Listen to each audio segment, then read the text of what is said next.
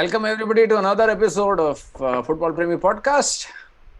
We are here to preview game week 20 and we have the usual suspects: Jitin, Man United fan; Arun, another Man United fan; and Bala, yet another Man U fan. All of them have woken up because Man U is top of the league. And me, No, as you we've can actually see, woken up because certain teams have not been able to score in the past 5 games. So we're like, okay, let's absolutely, like, just like me, yeah, absolutely. But here I am, ready to take all the brickbats and bobs. And let's dive straight into the agenda. Big news this game week. We've got a couple of major injuries to FPL assets. Let's start with Wardy. What are your suggestions for a replacement for Wardy? Bala, you want to go first? I mean, if you have Vardy and you don't have other problems elsewhere, don't really worry about it. That's what I would say because right now the points are not seeming to come from your forwards anymore. Your points are coming from your clean sheets in your defense and from your penalties that midfielders seem to be taking. So I wouldn't actually Exactly. invest too much into forward. There is no like for like replacement also if you look at it. Aguero is out. It doesn't look like a very there are slim pickings at that price point. So Hmm. if you unless you have need to take that Vardy money and invest elsewhere in your squad, I don't see any need to replace him. You might as well stash him in and bring him back in. It's just think it's just a hernia operation. I think he'll be back soon. So it's not even worth the All right. So change. the risk is, of course, he's going to hospital, so Yeah. we'll never know. Yep. Anyway, coming back to so interesting point brought up by Bala about loading up on your defense. So what's the plan? 4-5-1, 4-4-2. Jitin? I would think, I would actually think of it in two ways.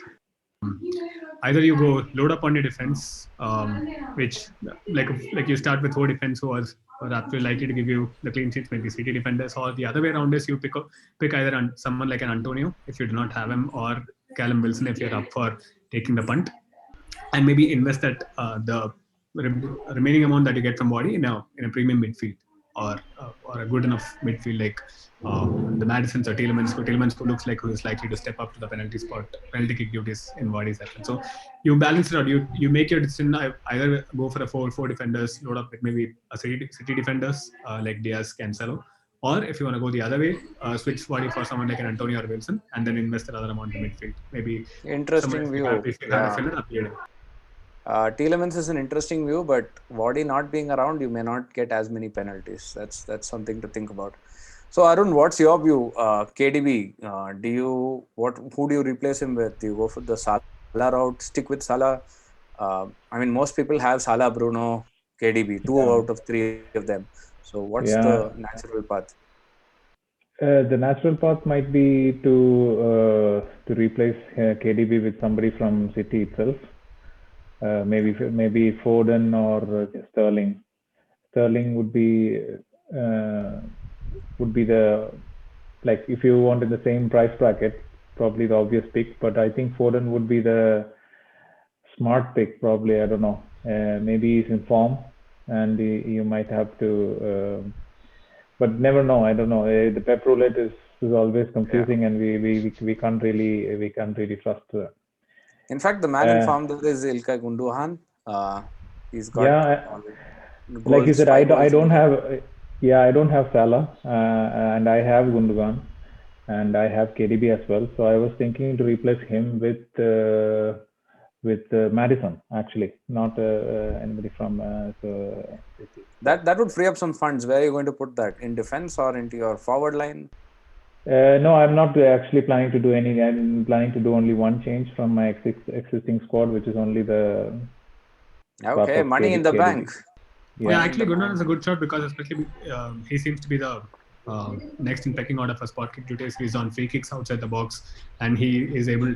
He has like five double hauls in the last 6 weeks. So Gundogan is the perfect replacement if you want to look within City itself.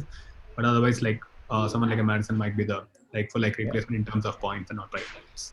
But you have to already also check how City is doing today. Today's match, they have a cup match with Cheltenham, I think, and probably the squad. If Foden is playing today, maybe we can confirm that he might not uh, start on the Premier League. So keep your eyes out for that Cheltenham game.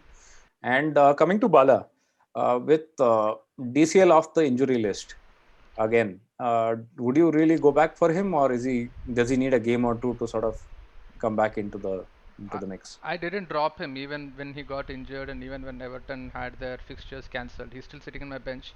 I actually might play him because he might low-key end up being a differential, because Everton looks decent in their run-up the next few games. So I don't think there are major concerns with their midfield, or with Digne supplying crosses, or Richarlison playing off of him anyway. So I think DCL could go back to his early season form. At least I am counting on that, because I still have him. I have a different point of view on that. I don't think I wouldn't look up to Everton players for points in the immediate few weeks. The only two teams who, in my opinion, are likely to give points are West Ham 1 and City 2. The reason I say City 2 is with De Bruyne gone, I don't see where the creativity is going to come from, especially again in matches where they play West Brom, which is likely in the next 1-2 game week, where Sam Allardyce is going to give a low block. So unless you have De Bruyne's creativity, I don't think they're going to have too many chances. So I would look at West Ham options, as if you were looking for temporary point hauls and not necessarily someone you want to invest for the long time, or even Man United for that matter. Like someone, if you're looking to make ground or cover some ground in your mini leagues, someone like a Marcus Rashford might be a good option, because you have seen Ole is also willing to play him in that centre forward role, as you saw in the Liverpool match. So if your luck strikes, you might get the bigger haul from him. What do you think about Bamford? Bamford has a good fixture, I think. Yeah, Bamford's been consistent over the last few game weeks. He's a good pick, budget pick. You can use that money elsewhere. One differential that I'd like to bring up is with DCL. If DCL comes straight back into the lineup, look for points from Digne, especially assist points. And when he gets those assist points, then he'll end up getting more bonus points as well. He's on corners here. Some of the free kicks, especially on the left-hand side, he tends to take. And his delivery sort of really helps DCL. His precise deliveries is what DCL thrives on, right? So it's an interesting combination. In fact, just as Digne came back, DCL got injured. So they really haven't had a chance to play together for a few game weeks. Just keep an eye out for that. And that's about it. Goalkeepers, any standout picks, any major changes? I wouldn't meddle with goalkeepers as of now, because there are too many other options that you might as well get the right picks from. So don't meddle with your goalkeepers. If you have a playing goalkeeper, just stick with him for the next few weeks, is my suggestion. Okay. Going around the table for a differential pick. Arun, start with you. Who's your differential pick? Sterling, maybe. I don't know. It's very confusing for me. That's the story itself. There aren't any clear differentials, I guess. But if you ask me, my one pick would be Marcus Rashford for this week, especially they're playing Sheffield United at a home game. And if you've seen the reverse fixture, the way that Ole had set the team up, Rashford he should at least had 4 goals, and he's ended up scoring a brace. So my differential pick for this week would be Marcus Rashford. Yeah. All right. Sterling, one second, just to say why I said Sterling is because his ownership is pretty low. I think it's only 3% to 4% is the ownership of Sterling right now. So can be. You have to be careful of those penalty misses as well. We'll see. I think the one Bala, what's your differential, I think, given the form that they are in, I would say Harvey Barnes, and it's a pretty cheap, player to stash onto your lineup. So. All right, folks. Quick round around the table, starting with Jitin. What's your captaincy pick? I don't have a safe captaincy pick, at least in my team. So I'm going to stick with the differential that I've stated, and hoping he comes good for me. So Marcus it is for me. Okay, Bala. I just want to inflict some pain, so I'm going to captain Kane against Liverpool. Okay. Liverpool, and see where that gets. Arun, what about you? Yeah, I think I will stick with Bala. Kane.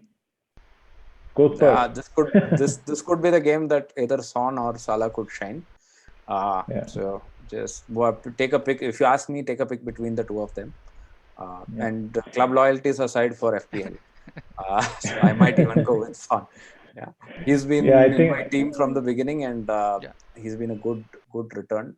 I actually benched him last game week, and I regret that decision now. But yeah, that's how the crystal ball bounces.